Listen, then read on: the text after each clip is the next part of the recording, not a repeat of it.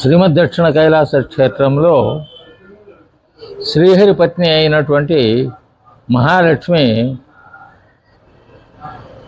శ్రీచక్రార్చన అంటే శ్రీచక్రార్చన చేసింది అనేటటువంటిది ఈ పురాణంలో చెప్పబడింది. అయితే మహాలక్ష్మి ఈ క్షేత్రంలో శ్రీచక్రార్చన ఎందుకు చేయవలసి వచ్చింది,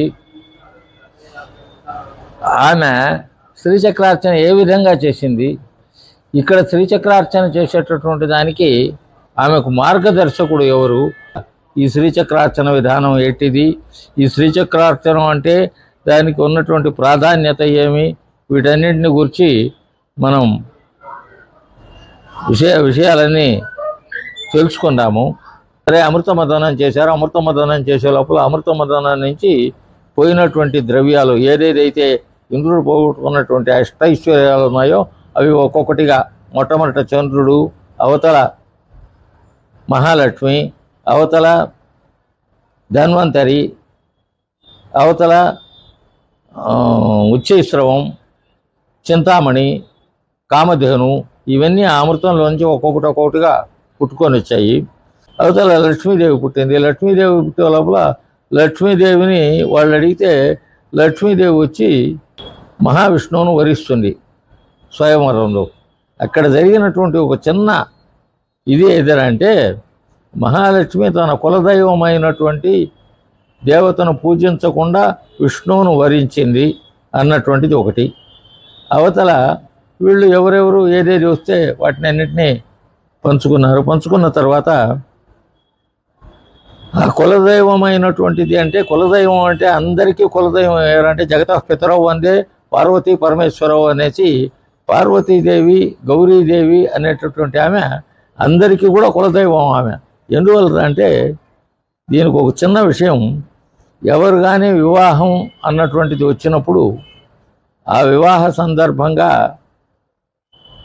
వరాన్వేషణ జరిగేటప్పుడు గౌరీ పూజ అనేటటువంటిది ఆ వధువు దగ్గర చేయిస్తారు.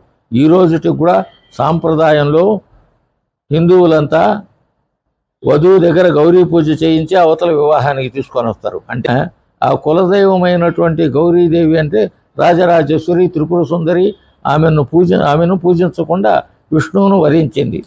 అది ఒక కారణం. అయితే రెండోది ఏదంటే, రాజరాజేశ్వరి అయినటువంటి పరబ్రహ్మ స్వరూపమైనటువంటి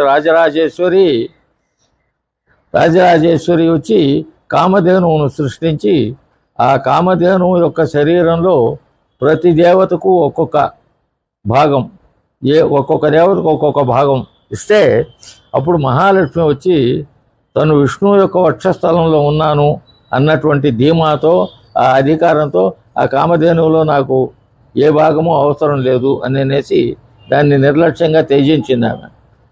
అట్లా త్యజించిన దానివల్ల ఆమెకు కామధేనువులు ఏ శరీర భాగంలో ఏదీ లేకుండా మిగిలినటువంటి దేవతలకు ఒక్కొక్కరికి ఒక్కొక్క భాగం వచ్చిన తర్వాత కామధేనువు యొక్క శరీరంలో ఉండేటటువంటి ప్రతి రోమం అంటే ప్రతి వెంట్రుకలో కూడా ఒక్కొక్క దేవతకు భాగం ఇచ్చినట్టు స్కాంద పురాణంలో చాలా వివరంగా ఈ అమృతమథనం నుంచి కామధేనువు యొక్క శరీరంలో దేవతలంతా భాగం కల్పించేటంత వరకు అన్నీ ఉంది.